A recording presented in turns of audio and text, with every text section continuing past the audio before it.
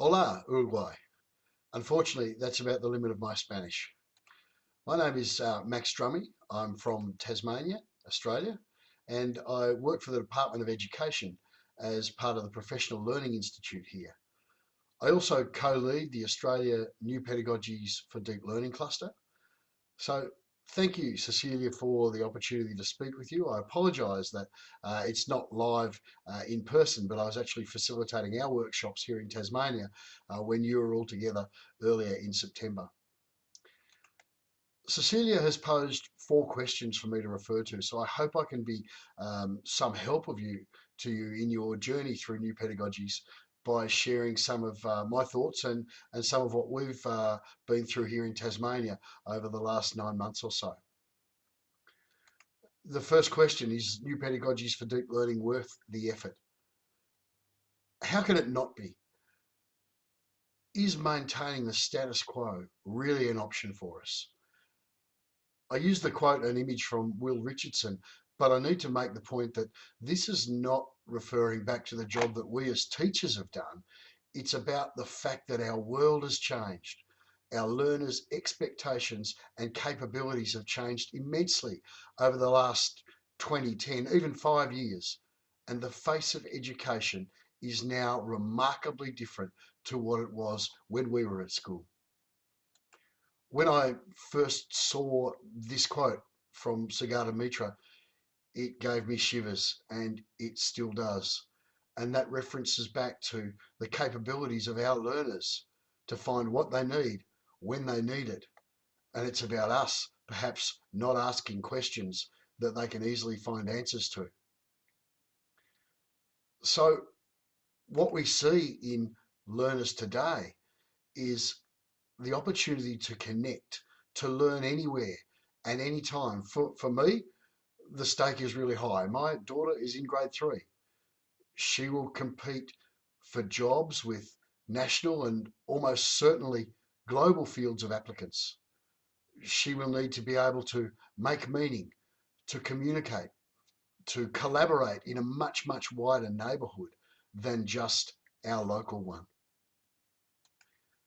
A recent study conducted in Australia asked employers to rank the top 3 selection criteria, aside from qualifications, that they looked for, favoured and rated highly in potential employees. And you can see them on the screen: interpersonal skills, communication, drive, passion, commitment, positive attitude, critical thinking, analytical skills, problem solving, lateral thinking, as well as technical skills. So for me, developing the 6 C's of new pedagogies for deep learning is critical to continuing to build a productive, effective, global society. And doing this work with like-minded countries and colleagues is a huge lever in its sustained and sustainable success. Is this worth it? On the wall in my office is this quote from one of our earlier new pedagogies workshops. And again, I don't think we have an option. I think we have to believe in, prepare for, and commit to this work. How useful or meaningful is this work for our learners? I think I've perhaps touched on some of that in the previous question in terms of its importance or usefulness as an overall global initiative.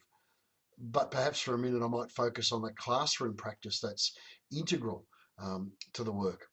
Recent research aligns really well to our focuses in new pedagogies around designing for deep learning when we look at what's said about authentic, real-world application, collaboration, active learning, focusing on the process of learning as well as the product.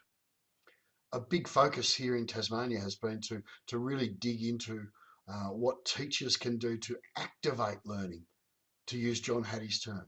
And part of the research that we focused on is found in the A Rich Seam New Pedagogies white paper. Robert Marzano talks about attention being the gatekeeper to engagement. If we can't get learners' attention, we can't engage them in learning. So learning has to be connected to their world, their interest, their passions. We have to make that learning focus important and relevant for them. So it means finding purpose, finding interest, activating and providing for active learning. And for me, again, one of the most exciting aspects of this project is the opportunity to connect with other teachers and then connect our learners in work that means something, work that's about learning about each other, collaborating to address real issues that affect and mean something to us all. There's a question around how we encourage, involve institutions, community, and parents, and that is a real challenge for us.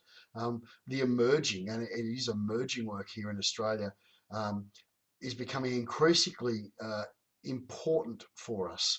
The new learning partnerships between and among learners, teachers, parents, community. Again, there's a real layer of student advocacy around attention, engagement. Many of our schools are using social media as a connector, and you can see some examples here. It's an example of a primary school using Facebook as a medium to connect with parents and community. They post announcements, they have conversations each week. Their newsletter that goes out to community is read by some students and videoed and posted on their Facebook site. So one of the things that's also standing out around this encouragement and engagement of community is the idea of sharing resources, is of actively pursuing engagement with external stakeholders. This question around designing attractive and productive learning activities is again a real challenge for us. I can only speak from our experience here. You know, it's taken us 5 days of face-to-face workshops with around 70 school leaders and a number of one-to-one conversations with them and their school leadership teams to begin to find the place for the designing for deep learning instructional strategy amidst systemic requirements, national curriculum, local needs and interpretations. What we've managed to do is redesign the global learning design protocol to suit our needs, include some of our systemic priority focuses, and pare it down to these 4 ideas. Deep learning is about the pedagogy, about leveraging digital, about the partnerships that we create, and around the environment in which learning takes part. The other factor that is surfacing is, in terms of learning design, is asking great questions. So what do you want to learn today? Why do you want to learn that? How might we go about that learning? Who might we need to engage in that learning? What are the content aspects from curriculum that we need to focus on around that? So co-designing that learning with learners, it's a brave step. It's a challenging step. It needs significant process placed around it to wrap it in that layer of rigor for learning. But ultimately, asking good questions, I think, is a real key to the learning and the learning design. I hope that this short conversation might have been somewhat useful to you. I'm very, very happy to connect and to foster connections between myself, between teachers in your part of the world, and between teachers in Australia and in Tasmania. We look forward to diving into the Deep Learning Hub in the not too distant future, and hopefully we can establish some really authentic and worthwhile connections for ourselves around our practice and for our learners and their learning. Thank you for your time.